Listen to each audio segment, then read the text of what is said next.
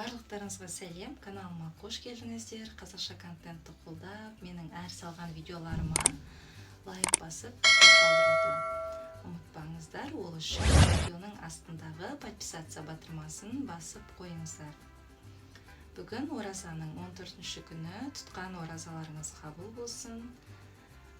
Бүгін ауызашарға борщ пен пицца әзірлейтін боламын. Ең алдымен пиццаның қамырын дайындап қоямыз. Ол үшін жылы суға дрожж, тұз, қант, сұйық май, ұнды қосып қамыр илейміз.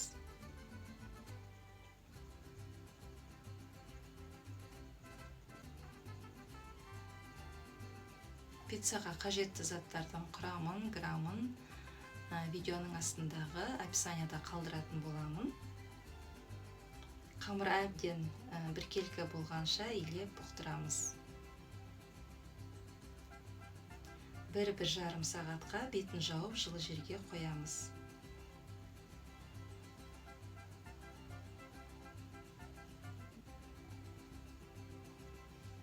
Қамыр көтерілгенше борщ дайындауға кірісеміз. Ыдысымызға етті салып, қайнаған соң көбігін алып отырамыз.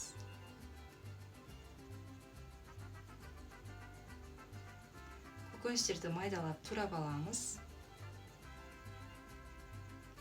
Капустаны, пиязды, картопты майдалап турап, қызылша мен сәбізді үккіштің көзінен өткізіп аламыз.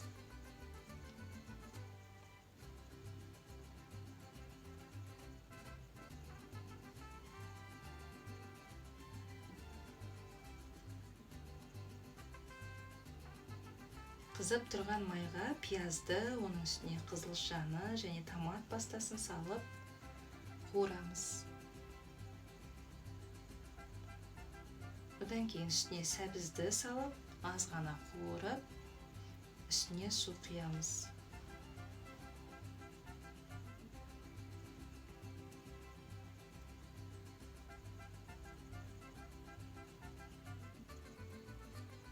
Ыдысымыздан етімізді алып, майдалап, турап қайтадан саламыз.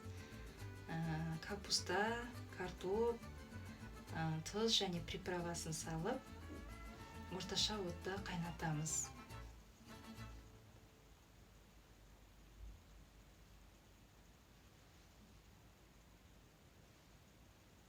Бір қайнағаннан кейін дайын болған қызылшаны үстіне саламыз. 5 минуттай қайнағаннан кейін кастрюльді пештен алып қоямыз. Осымен борщымыз дайын болды. Енді көтерілген қамырды противенің үстіне пергамент қағазын төсеп, қамырды жайып шығамыз.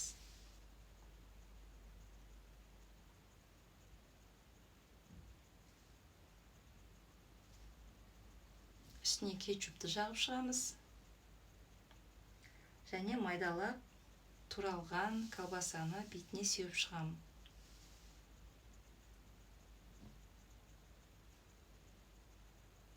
Он минуттай духовкаға салып аламыз. Бетіне үккіштен өткен ірімшікті сеуіп шығамыз. Қайтадан духовкаға ірімшік ерігенше салып аламыз.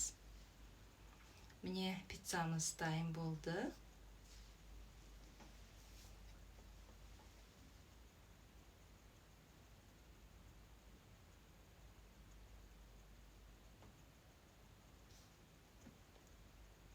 Өте дәмді және жұмсақ болып шықты.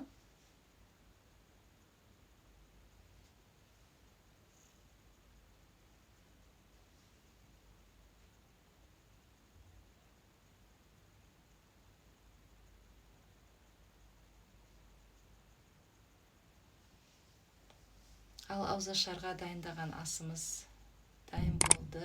Видеоны ұнап жатса, лайк басып, пікір қалдыруды ұмытпаңыздар.